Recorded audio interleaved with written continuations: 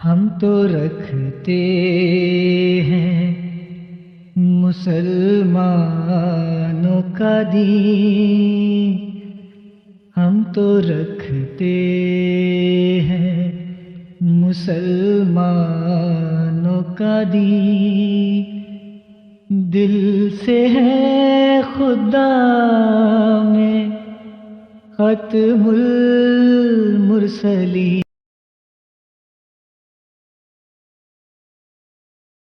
بتانا چاہیں گے جو ایف آئی اے میں آپ کے بھائی اور آپ لوگ وہ آپ بتانا چاہیں گے جو معاملہ دیکھیں یہ عابد کتنی صاحب بڑی المیہ زیادتی ہے بہت بڑا. میں آپ کو بتاؤں ہم نے ہر فورم میں نے ہر دروازہ کھٹکھٹایا عابد صاحب. میں اس ملک کے آرمی چیف کے پاس بھی گیا، میں اس ملک کے وزیر اعظم بھی کے پاس بھی گیا ہوں، میں ہر ادارے کے پاس گیا ہوں کہ یہ جو عمل سوشل میڈیا کے ذریعے ہو رہا ہے جو وہ توہین برداشت ہو ہی نہیں سکتی. اور وہ توہین کرنے والا کون تھا؟ وہ ہے جی مختلف ہے، بے انتہا ہے، ایک پورا نیٹ ورک ہے. اور مدرسے سے مدرسے سے بھی تھا، ان کا تعلق بھی مدرسے سے، اور مفتی تھا. ایک نہیں ہے، 400-450 تو گرفتار ہے. میں نے ہر دروازہ کھٹکھٹایا ہے کہ خدا کے لیے اپنے نوجوان کو اس سے بچاؤ. آج بھی جمعے میں نے بات کی ہے. ہمیں کوئی شوق ہے کہ ہم لوگوں پہ توہین کا ٹھپا لگائے. اور کیا فیل انہوں نے کیا؟ عابد صاحب ناقابل بیان ہے. ننگی تصویر لیتے ہیں، اس کے اعضاء پہ مقدس نام لکھتے ہیں، قرآن کریم کو سامنے رکھ کے اس پہ اپنی گندگی نکالتے ہیں. یہ فرانزک ہو چکے ہیں. اور یہ نکالنے والا بھی انفارچونیٹلی مدرسے والا بندہ ہے، مدرسے کا دوسرا مفتی تھا، اور ایک بہت بڑے جو ہمارے ہیں ان کا خلیفہ ہے، خلیفہ مفتی حسن صاحب کا. مفتی حسن صاحب کا خلیفہ ہے وہ.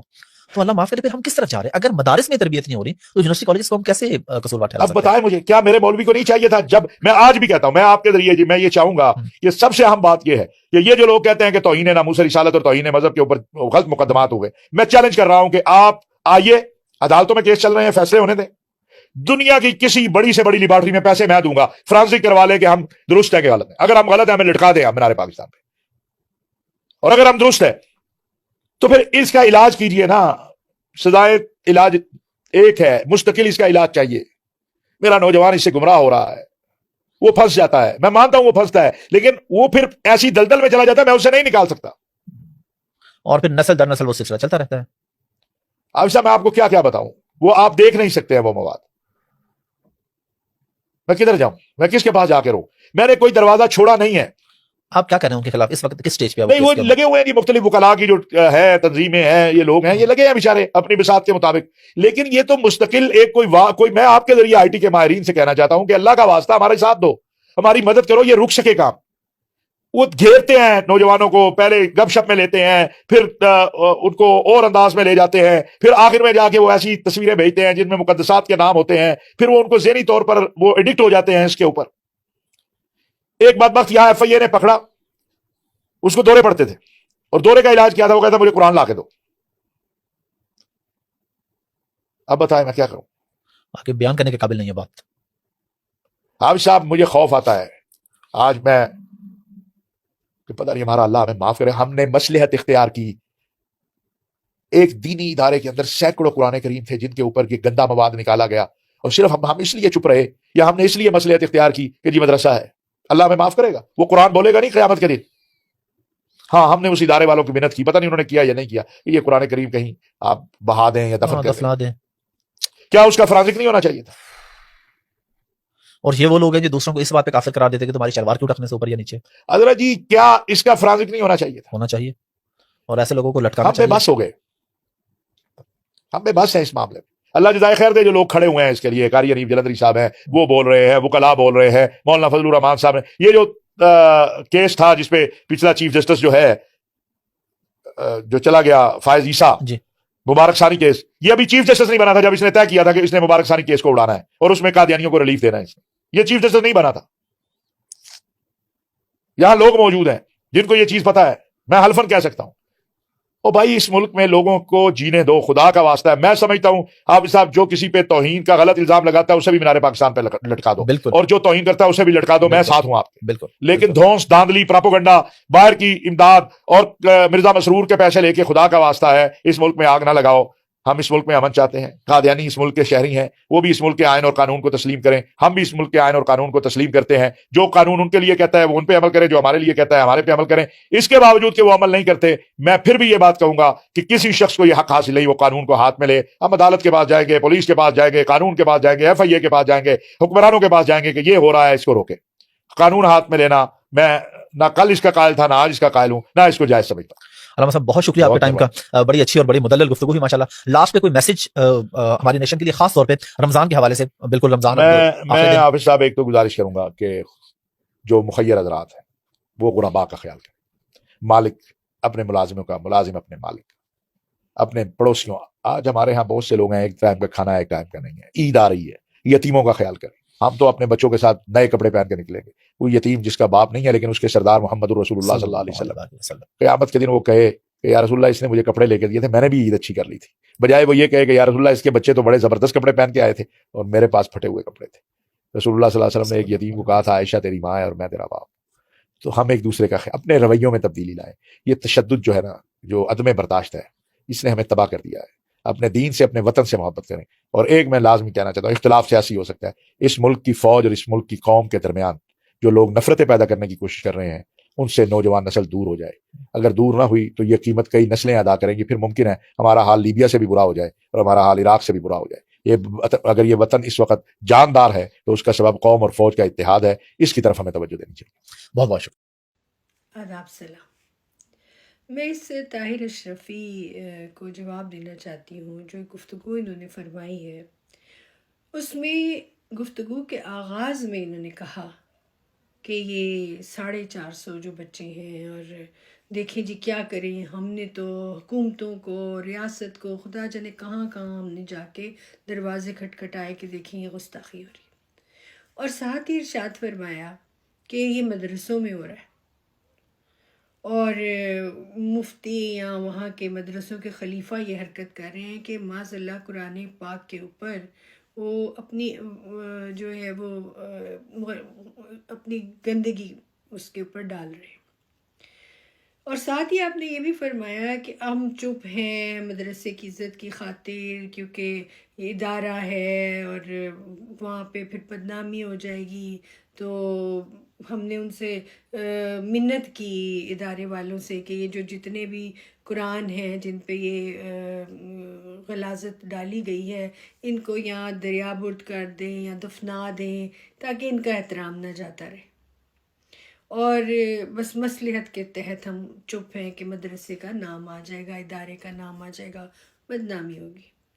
اپنے لیے تو آپ نے یہ منافقت طے کر لی. منافقت نہیں, یہ مجرمانہ منافقت کہ جی مٹی پاؤ اور بس اللہ پہ چھوڑ دیا اور ساتھ میں 2-4 باتیں کر دی کہ اللہ میں کیسے معاف کرے گا, کیا ہوگا, یہ ہوگا.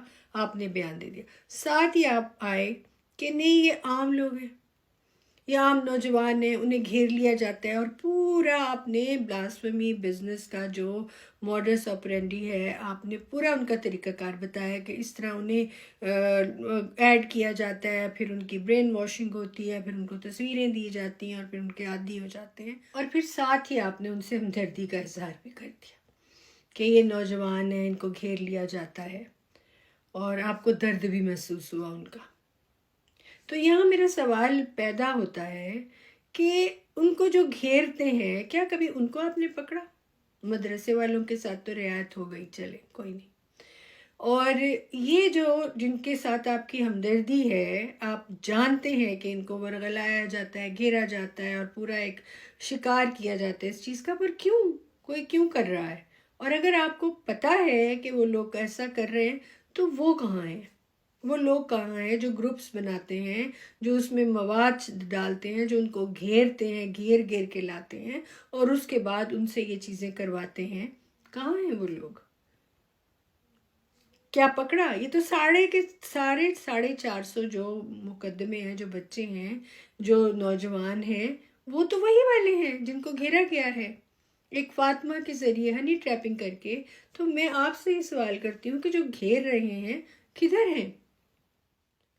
تو مدرسوں پہ میں ضرور یہ آپ سے سوال کروں گی کہ جن مدرسوں میں آپ اللہ رسول کا درس دیتے ہیں وہاں ایسے بچے کر کیوں رہے ہیں؟ میں بتاتی ہوں کیوں کر رہے ہیں. کیونکہ جس مدرسے کا مولوی چھوٹے بچوں کے ساتھ زیادتی کرے گا، اسی قرآن پاک کو سامنے رکھ کے، اور وہ بچہ اس زیادتی کا شکار ہوتا ہوا بڑا ہوگا، تو وہ وہی کرے گا، وہ ایسے ہی اس قرآن پاک کی بے حرمتی کرے گا اگر ایسا ہو رہا ہے۔ آپ جیسے لوگ جو شراب پی کے اب بیٹھ کے جب تبلیغ کرتے ہیں، تو آپ کا جو مقلد ہے، آپ کا پیروکار بھی وہی کرے گا۔ طاہر اشرفی صاحب یہ کر رہے ہیں، تو یہ جو بھی کچھ آپ نے کہا کہ مدرسے میں ہو رہا ہے، یہ اس بچے نے ہوتا دیکھا اور وہ پروان چڑھا اور اس نے وہی سلوک کیا جو آپ لوگوں کو پتہ ہے، آپ جانتے ہیں۔ تو ذمہ دار کون ہوا؟ ذرا اس پہ غور کریے گا، ذرا اپنے گریبان میں جھانکیے گا کہ مدرسے کا بچہ ایسا کیوں کر رہا ہے۔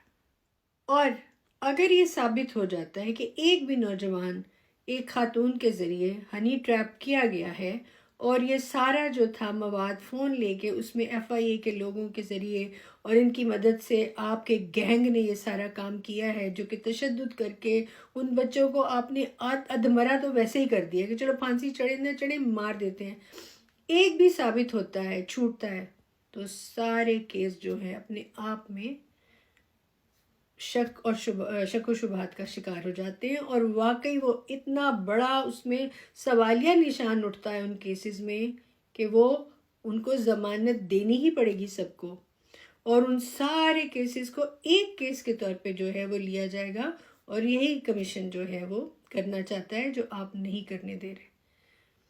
چلیں، یہ بھی وقت بتائے گا، اور پھر ضرور آپ مینار پاکستان پہ اپنے بھائی سمیت سب کو لٹکائیے گا، کیونکہ آپ نے تو وعدہ کر لیا ہے، اور یہ میں سنبھال کے رکھوں گی ویڈیو۔ آگے آتے ہیں، پھر بالکل وہ جو مدرسے سے سلسلہ شروع ہوا تھا، آپ آتے آتے آتے وہ شہری عام نوجوان ہوئے، اور اس کے بعد آپ نے اختتام اس پہ کیا کہ وہ تو سارے یہ قادیانی فنڈنگ پہ چل رہے ہیں، اور یہ جتنی ان کے لیے کوئی آواز اٹھائی جا رہی ہے ملک سے باہر، یا کہیں ہم جیسے لوگ جو سوشل میڈیا کے اوپر ان بچوں کے لیے بول رہے ہیں کہ ایک چھپا ہوا کیس تھا 450 نوجوانوں کا، جس کی ہوا تک نہیں آپ چاہتے تھے لگے، اس کو اگر میرے جیسے لوگوں نے اس سوشل میڈیا کے اوپر اس پہ آواز اٹھائی، تو آپ کے کرتا دھرتا اور یہ سارے راؤ سمیت ہمیں کہتے ہیں کہ بھئی سونیا تو انٹرویو بھی جو ہے وہ فنڈنگ پہ کرتی ہے احمدیوں کی، اور وہ خود بھی قادیانی اور قادیانی نواز ہے، پھر ہم جیسے لوگ قادیانی ہو گئے، اور جو ابھی آپ نے بات کی فنڈنگ کی، اچھا آج آ کے گھما پھرا کے وہ جو شروع میں مدرسے کے سے آپ شروع ہوئے ہیں، اور اس کے بعد آپ نے عام مسلمان پاکستانی شہریوں کی بات کی، اور اینڈ آپ کا پھر قادیانیت پہ ہوا، کہ بس یہ جو ان کے لیے بول رہا ہے سوشل میڈیا پہ یا کوئی آواز اٹھا رہا ہے وہ قادیانی ہے، یا قادیانی فنڈنگ لے رہا ہے، یا مرزا مسرور کے اس پے رول پہ ہے۔ بھئی ان کو کیا لگے، ان آپ کے مسلمان بچوں سے کیا لگے مرزا مسرور کو، یا ان کا جن کو آپ قادیانی کہتے ہیں ان کو کیا لینا دینا، ان تو خوش ہونا چاہیے کہ بھئی ہمارے ساتھ کرتے ہیں، ان کے ساتھ بھی ہو رہا ہے۔ اور یہ طے، اور پھر آپ نے وہ سارے کے سارے بچے جو ہیں قادیانی بنا دیے۔ آپ طے کر لیں وہ مدرسے کے ہیں، وہ عام مسلمان شہری ہیں، یا پھر وہ قادیانی ہیں، اور مطلب ایسے گرتے گرتے گرتے لڑکتے لڑکتے آپ اتنے بڑے مٹکے والے پیٹ کے ساتھ بالکل گٹر میں گر گئے آخر میں، کہ آ جا کے قادیانی فنڈنگ، آپ لوگوں کے پاس کچھ دوسری بات ہی نہیں ہے۔ تو چلیں، بات ہو رہی ہے قادیانیوں کی، جو آپ کے لیے قادیانی اور میرے لیے احمدی کمیونٹی ہے، اور وہ بیچارے اس قدر احتیاط کرتے ہیں۔ میں بہت سارے احمدی لوگوں کو جانتی ہوں، سوشل میڈیا پہ بھی، پرسنل لائف میں بھی، اور وہ اتنی احتیاط کرتے ہیں کہ ان بچوں کے حوالے سے ان کا کوئی نام اور ذکر بھی نہ آ جائے، باوجود ہمدردی محسوس کرتے ہوئے کہ کہیں ان بچوں کو نقصان نہ پہنچے، کہ ان بچوں کو وہ قادیانی بنا دیں گے، احمدی بنا دیں گے، اور وہی فنڈنگ بن جائے گی۔ تو وہ بیچارے اتنی احتیاط کرتے ہیں، کہ اسپیسز میں یا کہیں پہ بھی وہ بات کرتے ہوئے ڈرتے ہیں کہ بھئی آپ کے بچوں کو نقصان نہ پہنچے، کجا کہ آپ ان پہ اس قسم کی بکواسیات ڈالتے ہیں. یہ ہے وہ دورہ معیار.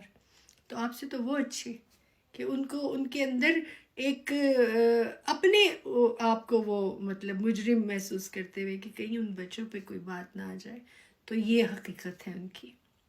اور پر آپ کو شرم نہیں آتی آپ کے لیے، کیونکہ یہ کارڈ ہے اور آپ اسے کارڈ کے طور پہ کھیلیں اور کھیلتے رہیے. تو یہ میں نے کہا یہ چلتے چلتے یہ بات بھی میں بتا دوں کہ اس میں احمدی کمیونٹی بیچاروں کا کیا کردار ہے. لیکن وہ اسی طرح ہی کہیں آواز اٹھاتے ہیں ان بچوں کے لیے، تو وہ بالکل ویسے ہی جیسے وہ اپنے لیے اٹھاتے ہیں یا دوسری اقلیتوں کے لیے اٹھاتے ہیں، اور وہ ایک انسانی جذبہ ہوتا ہے.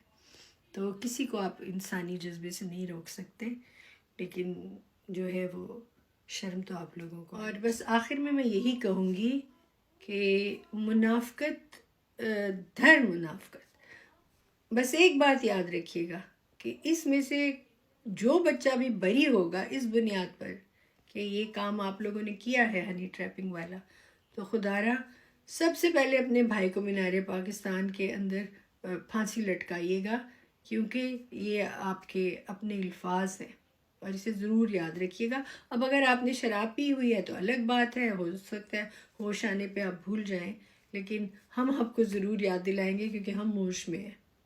قرآن تو اتنی قوی کتاب ہے، اس کے قانون کے مطابق آپ اس کو استعمال کریں تو ایک عظیم الشان طاقت ہے.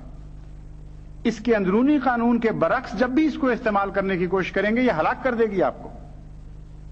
دنیا کی بجلیاں کیا حیثیت رکھتی ہیں اس کے مقابل پر. یہ تو وہ کلام ہے کہ اگر پہاڑ بھی جرأت کریں اور بڑی بڑی دنیا کی عظمتوں کے پہاڑ بھی ہوں، یعنی بڑی بڑی قومیں ہوں، تو ان کو بھی یہ قرآن پارا پارا کر سکتا ہے ایک جھٹکے میں اگر غلط استعمال کریں گے.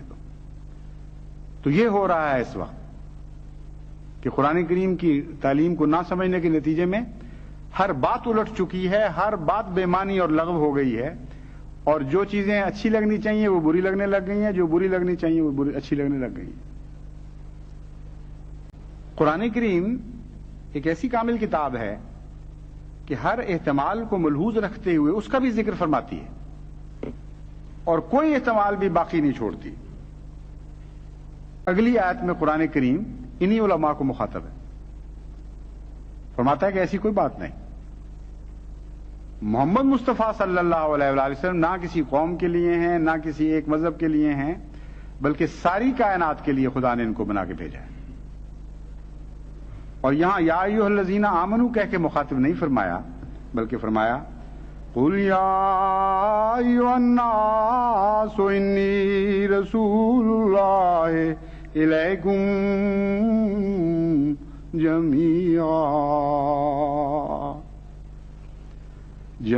الذی لہ ملک السماوات والارض لا الہ الا هو یحیی و یمیت. کہ اے محمد صلی اللہ علیہ وآلہ وسلم یہ اعلان کر دے اور ان کے دماغوں کی پیدا کردہ ہر قسم کی غلط فہمیوں کو دور کر دے. یا ایھا الناس انی رسول اللہ الیکم جمیعا، اے بنی نوع انسان، اے آدم کی تمام اولاد جو روئے زمین پر بستے ہو، مجھے خدا نے تم سب کے لیے رسول بنا کے بھجوایا ہے. اور کیوں نہ ہو میں اس خدا کی باتیں کرنے آیا ہوں الذی لہ ملک السماوات والارض، جو زمینوں کا بھی خدا ہے اور آسمانوں کا بھی خدا ہے، وہ ساری کائنات کا مالک ہے. لا الہ الا هو یحیی و یمیت، وہ ایک ہی خدا ہے، اس کے سوا اور کوئی نہیں. وہی ہے جو زندہ کرتا ہے اور وہی ہے جو مارتا ہے. بس اے زندگی کے خواہاں میری طرف آؤ، اور اے موت سے ڈرنے والوں تم بھی میری طرف آؤ، کیونکہ آج اس خدا کی ملوکیت میں تقسیم کر رہا ہوں، اس کی ملکیت میں تقسیم کر رہا ہوں جو زندگی اور موت کا خدا ہے. یہ اعلان ہے حضرت اقدس محمد مصطفیٰ صلی اللہ علیہ وآلہ وسلم کا، جو تمام بنی نوع انسان کے لیے کو خیر میں شامل کر رہا ہے، کسی کو بھی اپنے خیر کے کسی ایک ذرے سے بھی باہر نہیں نکال رہا. تو اگر کوئی توہمہ دل میں تھا بھی، کوئی وہم باقی بھی تھا کہ شاید یہ ساری اچھی باتیں ان لوگوں کے لیے ہیں جن کو ہم مسلمان سمجھتے ہیں، تو اللہ نے فرمایا نہیں، یہ تو سارے انسانوں کے لیے ہیں۔ پھر فرمایا وَاتَّبِعُوهُ لَعَلَّكُمْ تَهْتَدُونَ، پیروی کرو اس کی، اگر تم ہدایت چاہتے ہو تو اس رسول کی پیروی کے سوائے اے بنی نوع انسان تمہارا گزارا نہیں ہے۔ اس پر ایمان لاؤ، اللہ پر ایمان لاؤ، اس کے کلمات پر ایمان لاؤ، جیسا کہ یہ کرتا ہے وَاتَّبِعُوهُ لَعَلَّكُمْ تَهْتَدُونَ۔ اور یہاں حضرت صلی اللہ علیہ وآلہ وسلم کا اللہ پر ایمان بتا کر خدا سے وسیلہ ہونا بھی بتا دیا گیا کہ اللہ پر حقیقی ایمان لانے والا تو یہی ہے۔ اگر تم اللہ پر ایمان لانا چاہتے ہو تو اس کے واسطے سے، اس کے وسیلے سے آؤ گے جس خدا کو یہ سمجھا، جس خدا کو اس نے دیکھا، اس پر ایمان لاؤ، تب خدا پر ایمان ہوگا۔ تو کس طرح کاٹ سکتے ہیں یہ امت محمدیہ سے اس شخص کو جو بنی نوع انسان کا ایک جز ہے؟ اگر وہ چاہے یہ فیصلہ کرے کہ اس پیغام کو سن کر لبیک کہے تو ہے کون جو رستے میں روک ڈال دے اور کھڑا ہو جائے کہ نہیں، میں نے تمہیں رسول اللہ صلی اللہ علیہ وسلم کی پیروی نہیں کرنے دینا۔ عملاً اس کا نتیجہ ایک اور نکلے گا۔ ہر بات جیسا کہ میں نے بیان کیا تھا قرآن کے خلاف جاتی ہے تو ایک برعکس نتیجہ بھی پیدا کر دیتی ہے۔ یہ چاہتے تھے ہمارے حقوق پر قدغن لگانا، ہمارے حقوق کو محدود کرنا، اور نتیجہ یہ نکالا کہ آن حضرت صلی اللہ علیہ وآلہ وسلم کے حقوق پر قدغن لگا دی اور آپ کے حقوق کو محدود کر دیا۔ اگر وہ ہمارے لیے رسول نہیں ہیں تو قرآن تو کہتا ہے بنی نوع انسان کے لیے رسول ہیں۔ اگر وہ احمدیوں کے لیے رسول نہیں ہیں تو حضرت محمد مصطفیٰ صلی اللہ علیہ وآلہ وسلم جن کے لیے بھیجے گئے تھے ان میں سے احمدیوں کو آپ نے نکال کر ایک طرف کر دیا اور حضرت اقدس محمد مصطفیٰ کا دائرہ چھوٹا کر دیا اپنی طرف سے۔ تو دیکھیے قرآن کریم کی نافرمانی تو آپ کو کہیں کبھی نہیں چھوڑے گی۔ حملہ کسی اور جگہ کرنا چاہتے تھے، وار کہیں اور پڑ رہا ہے۔ جیسے بعض لوگ بیمار ہو جاتے ہیں، قدم کسی اور طرف رکھنا چاہتے ہیں، اور طرف پڑ جاتا ہے قدم۔ تو مخبوط الحواس ہو جاتے ہیں وہ لوگ جو قرآن کریم کی تعلیم اور اس کی روح کو چھوڑ کر پھر کوئی اقدام کرنے کی کوشش کرتے ہیں۔ ہر قدم لازماً غلط پڑے گا اگر قرآنی تعلیم کو آپ چھوڑ دیں گے تو، اور یہ اس کا نمونہ ہے۔ قرآن کہہ رہا ہے سارے اے بنی نوع انسان تم سب کے لیے رسول ہے اور تم سارے اس کی اطاعت کرو اور اس کی پیروی کرو، اور یہ کہہ رہے ہیں نہیں سب کے لیے رسول نہیں ہے۔ جن کو ہم غیر مسلم قرار دیں ان کے لیے محمد رسول اللہ صلی اللہ علیہ وسلم رسول نہیں ہیں، اور اگر وہ پیروی کریں گے قرآن کے بیان کے مطابق تو ہم ان کو قتل کریں گے۔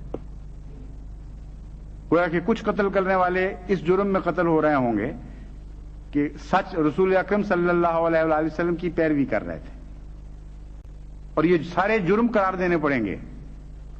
سیرت کے اوپر پہلے مضمون تیار ہوگا کہ یہ باتیں ہیں جو سیرت کا حصہ ہیں، اور اول سے آخر تک سارے جرائم بن جائیں گے ان کے لیے جن کو یہ غیر مسلم سمجھتے ہیں۔ یعنی سیرت کی دو شکلیں بن جائیں گی۔ یہی سیرت بالکل بنی نوع انسان کے حقوق سے تعلق رکھنے والی سیرت بعض لوگوں کے لیے نیکی اور بعض لوگوں کے لیے جرم۔ تو کسی پہلو سے بھی کوئی عقل کی بات ایسی نظر نہیں آتی جس کے یہ پیچھے پڑے ہوئے ہیں۔ تبھی قرآن کریم یہ ایک آیت میں ان لوگوں کے حال کے ذہنوں کا نقشہ کھینچتا ہے، الیسا فیکم رجل الرشید، ایک بھی عقل والا تم میں باقی نہیں رہا۔ کیوں نہیں دیکھتے بڑی بڑی کرسیوں پہ بیٹھے ہوئے ہم کر کیا رہے ہیں؟ بہرحال جہاں تک جماعت احمدیہ کا تعلق ہے وہ تو حضرت اقدس محمد مصطفیٰ صلی اللہ علیہ وآلہ وسلم کا دامن نہیں چھوڑے گی۔ اور یہ جو لوگ کہتے ہیں کہ میں بار بار کہتا ہوں بڑی شدت اور قوت کے ساتھ کہ لازماً ہم جیتیں گے، کیوں کہتا ہوں؟ اس لیے کہ اب یہ حضرت اقدس محمد مصطفیٰ صلی اللہ علیہ وآلہ وسلم پر حملہ کر رہے ہیں اور قرآن پر حملہ کر رہے ہیں۔ جس تعلیم سے ہمیں روکتے ہیں وہ قرآن کی تعلیم ہے، جس سنت سے ہمیں باز رکھنے کی کوشش کر رہے ہیں وہ محمد مصطفیٰ صلی اللہ علیہ وآلہ وسلم کی سنت ہے۔ اور یہ وہ دو ایسی چیزیں ہیں جن کی خدا سب سے زیادہ غیرت رکھتا ہے. ناممکن ہے کہ قرآن پر حملہ کرنے دے خدا ان کو اور چھوڑ دے خالی, اور سنت محمد مصطفیٰ صلی اللہ علیہ وآلہ وسلم پر حملہ کرنے دے اور باز پرس نہ فرمائے. اس لیے ان کا معاملہ تو اب براہ راست خدا سے ٹکر کا معاملہ بن چکا ہے. جہالت کی حد ہے کہ قرآنی تعلیم پر عمل کرو گے تو ہمیں غصہ آئے گا. حضرت صلی اللہ علیہ وآلہ وسلم کی غلامی کا دم بھرو گے تو ہمیں اتنی تکلیف ہوگی کہ جب تک تمہیں مار نہ لیں, تمہیں قتل نہ کر لیں, تمہیں انسانی حقوق سے محروم نہ کر لیں, ہمارا سینہ ٹھنڈا نہیں ہوگا. یہ شکل بن چکی ہے اب. تو اللہ فضل فرمائے, جو قوم کی موجودہ حالت ہے یہ بہت ہی خطرناک ہے, اور مظالم میں بڑھتے چلے جاتے ہیں, رکتے نہیں ہیں کسی جگہ. تو رکھتے ہیں مسلمانوں کا دل, ہم تو رکھتے ہیں مسلمانوں کا دل.